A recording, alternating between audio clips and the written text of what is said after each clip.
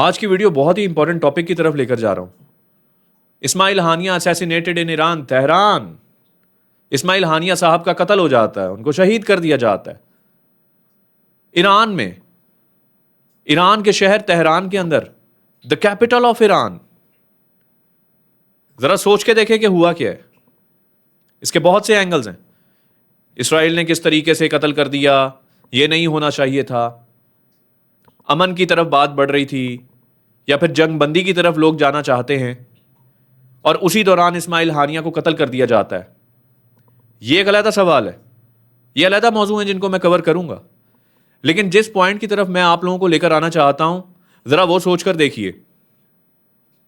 इस वक्त दुनिया की सबसे बड़ी वॉर गजा और इसराइल वॉर चल रही है, जो कि वॉर नहीं है, आपको भी पता कि वन साइडेड जेनोसाइड है। इसराइल जैसे चाह रहा है गजा के ऊपर अटैक करता है। हजारों लोग शहीद हो चुके हैं, तकरीबन 40,000 प्लस शहीद हो चुके हैं, जो कि रजिस्टर्ड है। अनरजिस्टर्ड कितनों की लाशें दबी हुई हैं ये नहीं पता। मेरे अंदाजे के मुताबिक शायद 60-70 हजार लोग हैं जो अब तक शहीद हो गए होंगे।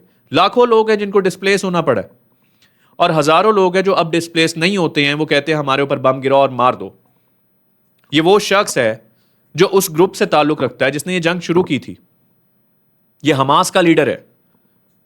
ये किसी पाकिस्तानी तंजीम या किसी और छोटी मोटी तंजीम का हिस्सा नहीं है, किसी और ग्रुप का हिस्सा नहीं है। ये इस्माइल हानिया हमास का लीडर है, जो इस वक्त दुनिया में सबसे बड़ी जंग होने वाली जो जंग जारी है इस वक्त, उसका मेन कैरेक्टर है। इसकी वजह से ये जंग एस्केलेट हुई थी, स्टार्ट हुई थी। 7 October was just because of him, that was his decision.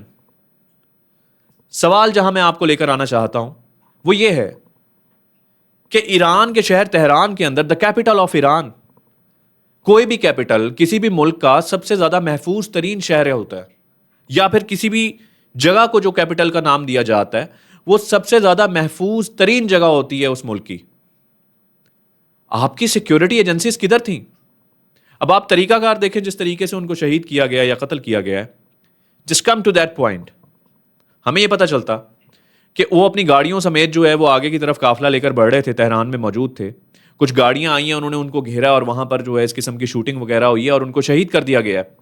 Okay, बात तो ये भी समझ नहीं आती। दूसरी तरीके से सोचते हैं कि कहीं से जा रहे थे तो वो स्नाइपर राइफल से जो है उन पर अटैक किया गया, और किसी को भी पता नहीं चला कि यार किस तरीके से, कहां से, किस एंगल से मारा गया है। और किसी भी ईरानी बागी ने या फिर किसी भी इंटेलिजेंस के बंदे मुसाद ने इस तरीके से उनको शहीद कर दिया। Okay, this story is also acceptable. अरे यार, मिसाइल दागा गया है, रॉकेट मारा गया है, ये दो अभी कंफ्यूजन चल रही हैं। इसराइली मीडिया तो कह रहा है कि हमने मिसाइल मारा है। यार, वो कैसे तुम्हारे मुल्क के अंदर एंटर हुआ है? वो तुम्हारे सबसे ज्यादा प्रोटेक्टिव सिटी के अंदर घुसा है, तुम्हारे कैपिटल के अंदर घुसा है, और जो स्पेसिफिक टारगेट था उसी को जाकर हिट की है। यार, मिसाइल छोटा नहीं होता है, इतना सा वो जो हम कागज वाला जहाज बनाते हैं उसकी बात नहीं कर रहा हूं। Missile, rocket. Where were your security agencies? आपकी सिक्योरिटी एजेंसीज किधर थी? और अगर थी और हैं, और उनको पता है कि ये शख्स दुनिया की सबसे बड़ी जंग लेकर चल रहा है, और आपसे ज्यादा बेहतर कौन जानता है, क्योंकि आप ही असला प्रोवाइड करने वाले। और कितनी ऐसी चीजें हैं जो मैं स्टोरीज के अंदर निकाल चुका हूं कि ईरान इज बेसिकली इस जंग के पीछे शुरू से था। ठीक है, फॉर व्हाट रीजंस वो सही है गलत है उसके ऊपर आर्ग्यूमेंट हो सकता है, बात हो सकती है। मैं उसको किस एंगल से देखता हूं, उसके क्या नुकसानात हुए, वो क्या है, उनके ऊपर बात की जा सकती है।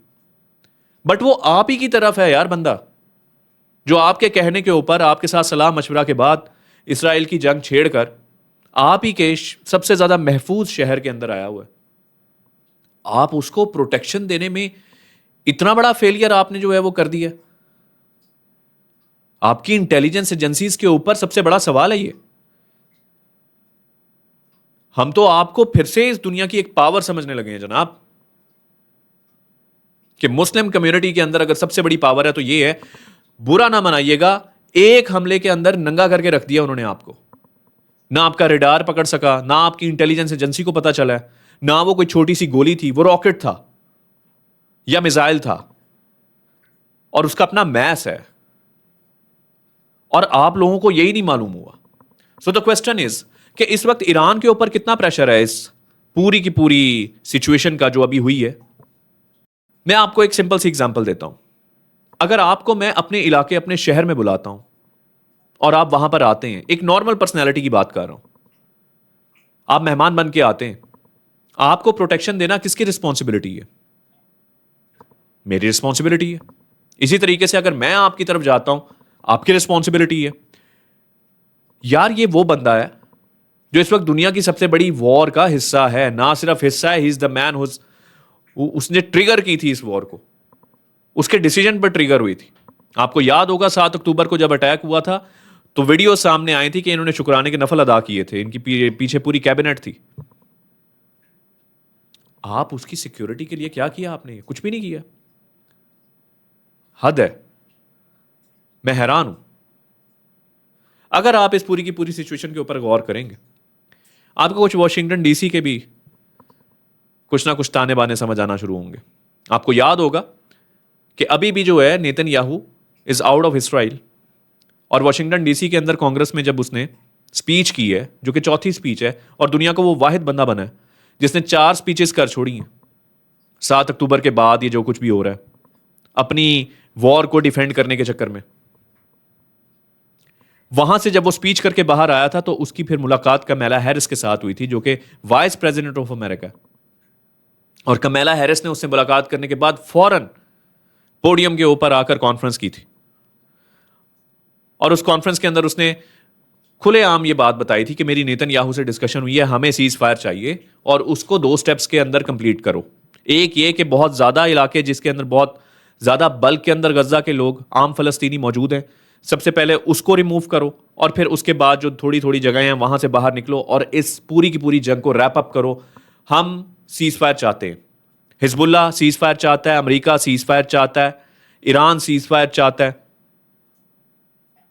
हौजी सीज फायर चाहते हैं, रशिया सीज फायर चाहता है, चाइना सीज फायर चाहता है।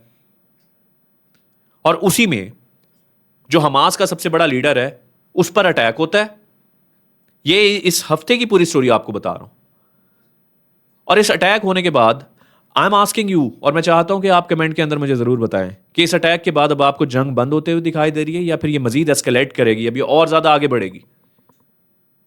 वहां से हिजबुल्लाह ने बयान दे दिया कि इस्माइल हानिया के इंतकाल के बाद, शहादत के बाद, असैसिनेशन के बाद अब हमारे ग्रुप्स और ज्यादा तेजी से काम करेंगे, अब हमारे जवान और ज्यादा तेजी से चढ़ाई करेंगे।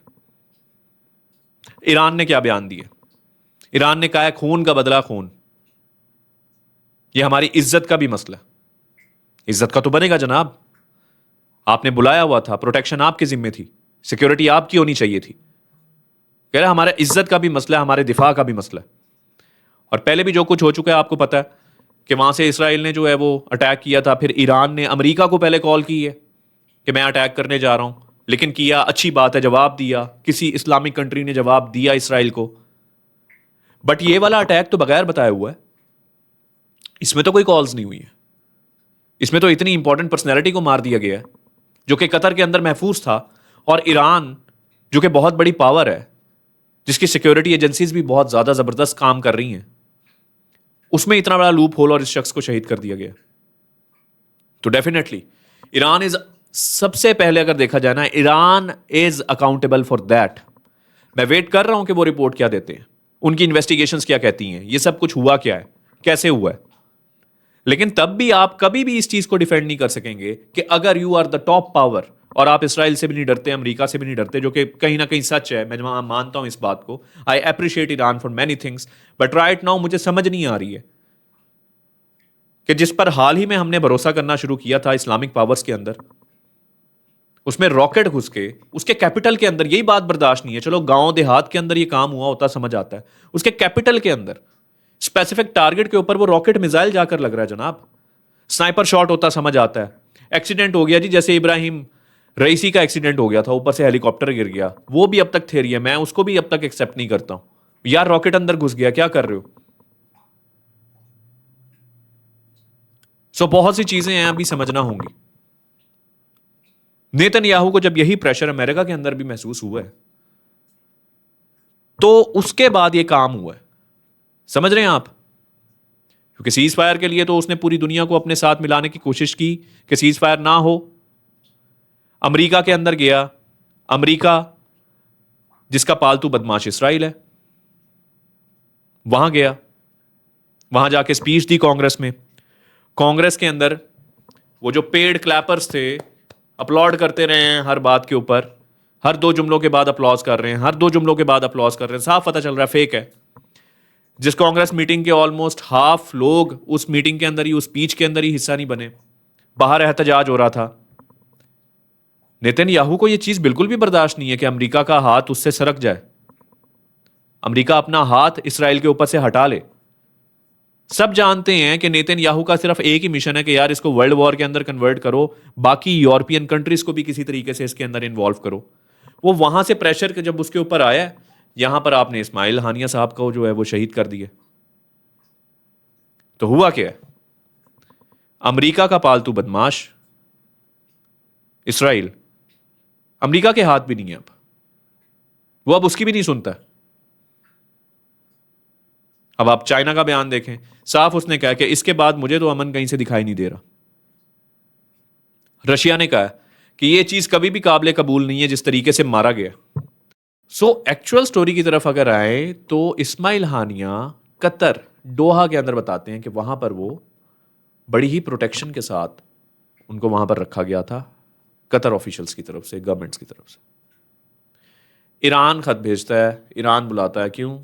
फॉर वेरी सिंपल रीज़न कि भाई हमारी प्रेसिडेंट की इनॉग्रल इवेंट है तो आपको वो आकर अटेंड करना है। पाकिस्तान से भी डेलीगेट किया है, उधर से भी डेलीगेशन गया है, इंडिया से भी गया है, बाकी कंट्रीज से भी गया है। इसी तरह इस्माइल हानिया को भी उन्होंने बुलाया। अब इस्माइल हानिया बेसिकली उनके मेहमान हुए। तो अब जरा ये सोचिए कि ईरान की प्रोटेक्शन को लेकर, सिक्योरिटी को लेकर पूरी दुनिया में इस वक्त जो सवाल उठ रहा है, ईरान उसको डिफेंड कैसे करेगा? क्या पाकिस्तान का कोई भी मिनिस्टर ईरान में जाके अपने आप को मुकम्मल तौर पर महफूज कर सकता है? या वो ये महसूस कर सकता है कि मैं इस मुल्क के अंदर महफूज हूं? क्या इंडिया का कोई मिनिस्टर आकर ये महसूस कर सकता है कि मैं ईरान में हूं और मैं महफूज हूं? ये लूप होल ईरान को बहुत भारी पड़ा है। अब इससे निकलना कैसे है, आगे क्या होने वाला है, उसके बारे में बता दिया गया है कि हमने इसका अटैक करना है, हमने इसका जवाब देना है, हमने रिटेलिएट करना है, खून का बदला खून है, ये ईरान का फर्ज है कि वो बदला ले। ठीक है, अब दोबारा हमारी नजरें आप पर है। वो बगैर बताए उन्होंने आपके ऊपर अटैक किया है, आपके मेहमान को मारा है, इस्माइल हानिया को मारा है। हम देखते हैं कि अब जो आप अटैक करते हैं वो किस लेवल का होता है, वो जवाब किस तरह का होता है। क्या उसमें आप पिछले जवाब की तरह, क्योंकि वो एक हल्की झड़प थी, समझ आती है कि ठीक है, आपने अमेरिका को पहले कॉन्फिडेंस में लिया, उनको बताया कि भाई मैंने अटैक करना है और इस लेवल का करना है। तो मेरा ख्याल है कि इस वक्त इसको दूसरा ट्रेंड बनाना चाहिए। आपको मालूम होगा कि कुछ अर्सा पहले एक ट्रेंड और भी चला था, ऑल आइज ऑन रफा। मेरा ख्याल है कि अब ट्रेंड चलना चाहिए कि ऑल आइज ऑन ईरान, कि वो इस हमले का जवाब कैसे देता है। वो मेहमान जो कि खुद ईरान ने अपनी इनॉग्रल इवेंट के लिए, जो उसके प्रेसिडेंट के लिए बनाया गया था, रखा गया था, जिसमें बुलाया गया है इस्माइल हानिया को, और वहां पर इसराइल उसके ऊपर अटैक करके उसको मार देता है, उसका जवाब वो कैसे देता है। So all eyes on Iran right now, कि ईरान अपने मेहमानों को, अपने ऑफिशियल्स को कैसे प्रोटेक्ट करता है। So if you want to know more, तो मेरी आने वाली वीडियोस के साथ आप कनेक्टेड रहिए।